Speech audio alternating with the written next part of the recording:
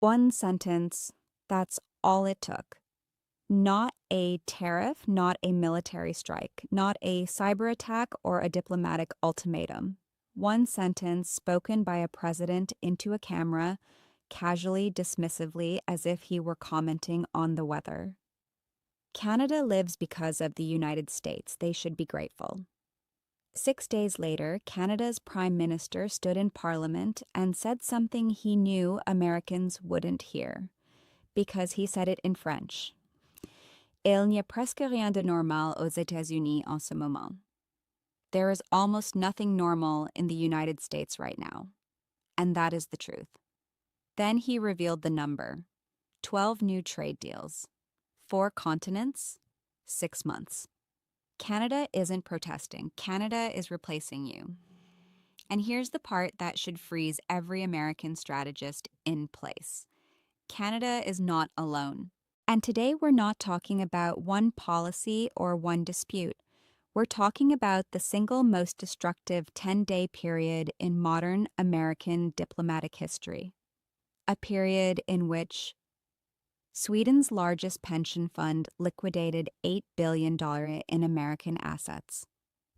Denmark's central bank sold $100 million in U.S. Treasury bonds and kept selling after the Treasury Secretary called Denmark, a NATO ally whose soldiers died alongside Americans, irrelevant.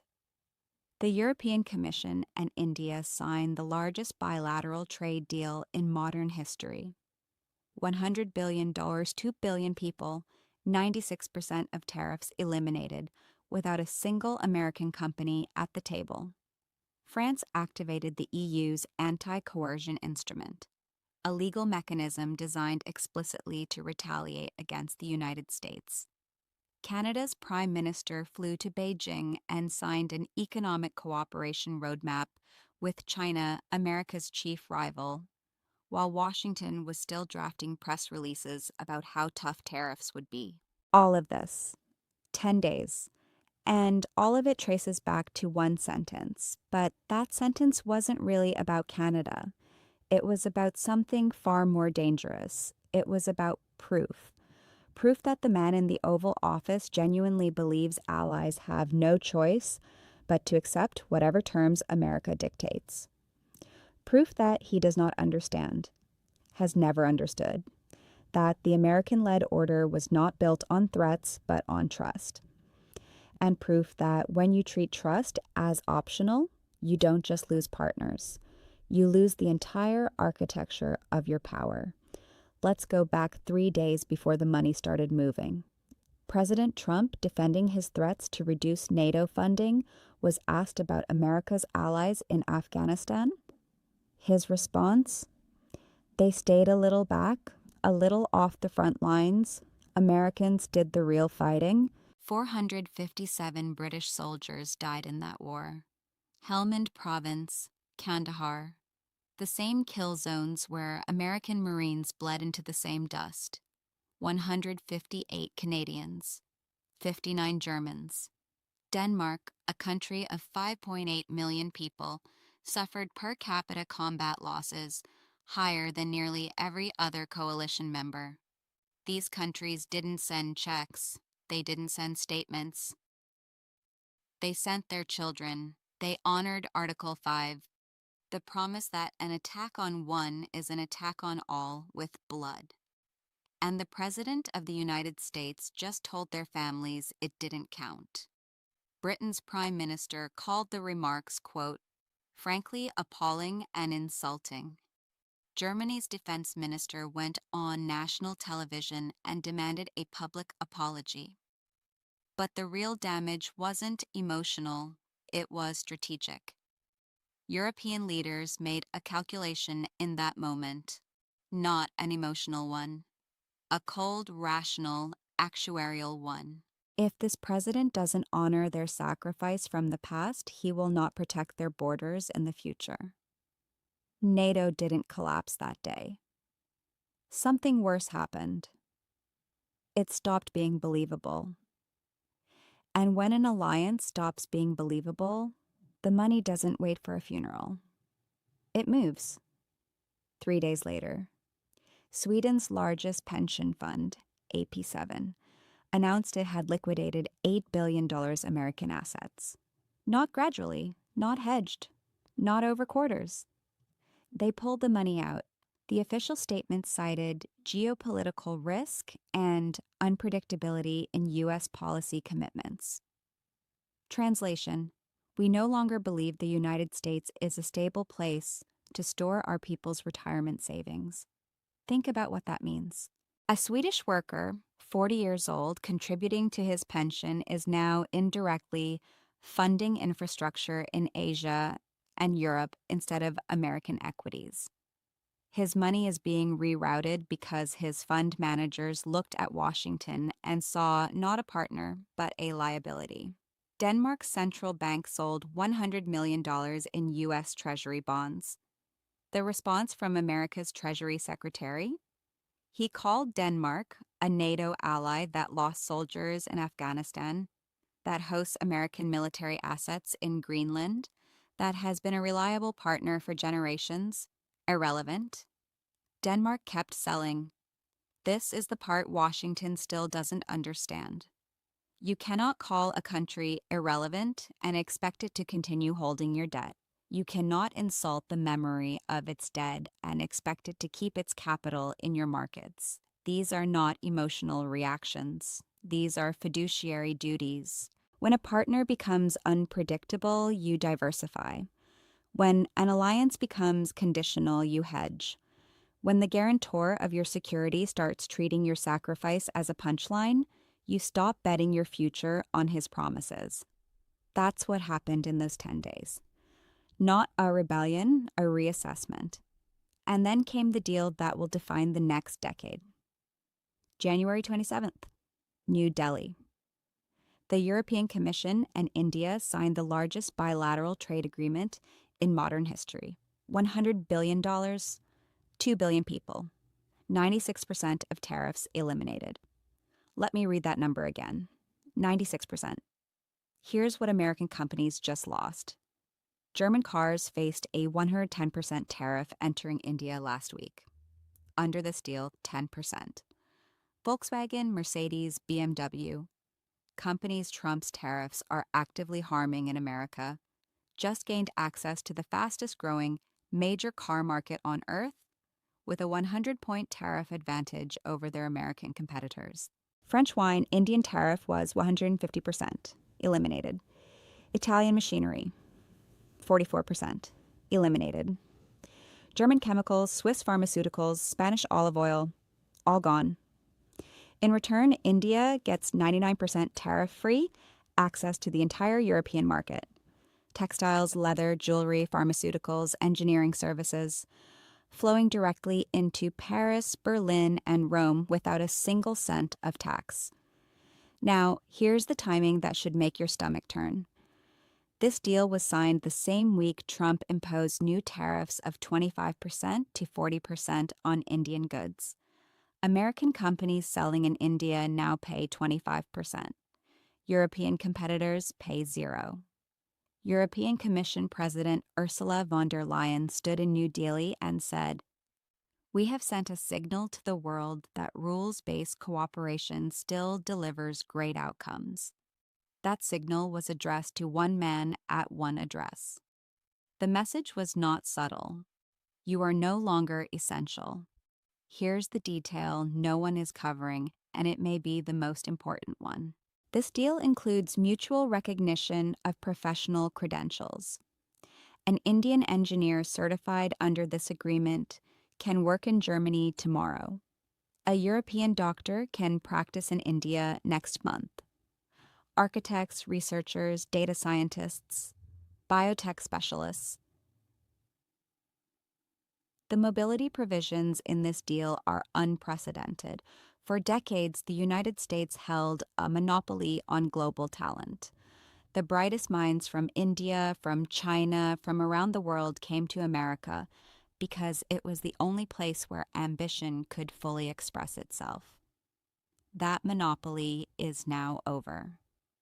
The talent pipeline that built Silicon Valley, that founded Google, Microsoft, Adobe, that filed the patents powering the modern American economy is being redirected. Europe just made it easier for India's brightest graduates to choose Munich over Mountain View, Frankfurt over San Francisco, Berlin over Boston. We're not just losing trade, we're losing the people who build the future. And here's the part that should terrify every American tech executive watching this. Those Indian engineers and entrepreneurs won't just stay in Europe. They'll build European companies, file European patents, create European jobs, pay European taxes. The United States spent 70 years accumulating the world's human capital. It took one trade deal and one dismissive president to begin dispersing it. But the buried headline is worse. The EU-India agreement includes an entire chapter on defense and security cooperation, joint maritime operations in the Indo-Pacific, cybersecurity coordination, intelligence sharing frameworks, arms procurement standardization. These are conversations Europe used to have with Washington. Now they're having them with New Delhi. Let me say that again. Washington was not consulted about a defense agreement between its closest historical allies and the world's largest democracy. They found out from a press release. That isn't a trade deal. That is a strategic realignment of the Western order. India is not joining NATO. It doesn't need to. It is systematically building bilateral and multilateral security arrangements with every major American ally except the United States itself. The logic is clear. If Washington cannot be relied upon, if its commitments fluctuate with presidential moods and cable news cycles, then allies must build their own security architecture. And that's exactly what they're doing. Not against America, without America. And then there was Davos. Mark Carney, Canada's Prime Minister, stood before the World Economic Forum 10 days after visiting Beijing and said, "Middle powers must act together, because if you are not at the table, you are on the menu." He received a standing ovation from the leaders of countries Trump is currently threatening with tariffs. Then he sat across from America's Treasury Secretary, the same man who called Denmark irrelevant, and rolled his eyes on camera. Reporters asked him about his Beijing trip, about the China roadmap, about the 12 deals in 6 months. Carney: "I meant what I said. That's it. No deflection, no diplomatic softening, no reassurance that America remains Canada's closest partner. Just, I meant what I said." And what he said was, there is almost nothing normal in the United States right now. A sitting Canadian Prime Minister standing on the world stage looked at the leader of the alliance that has guaranteed his country's security for 75 years and said publicly that the relationship is no longer normal. That is not a policy disagreement. That is a eulogy. President Trump's response? "Canada lives because of us." He said it again, not as a concession, not as a clarification, as a rebuttal. And in doing so, he proved he still doesn't understand. The issue was never whether Canada could survive without the United States. The issue was whether it should have to. The issue was whether 75 years of alliance, shared sacrifice, and continental partnership meant anything more than a transactional arrangement to be discarded when inconvenient. Carney didn't respond. He didn't need to. Because while the president was still talking, Canadian wheat was being loaded onto ships bound for Europe. Canadian LNG was flowing to Asia. Canadian critical minerals were under contract with German battery manufacturers. Canadian EV policy was being rewritten to favor Chinese imports over American ones. Canada isn't waiting for permission. Canada isn't waiting for the next election, the next administration, the next moment of American clarity. Canada is building a new economic order without us. And this week, every major ally proved they intend to be part of it.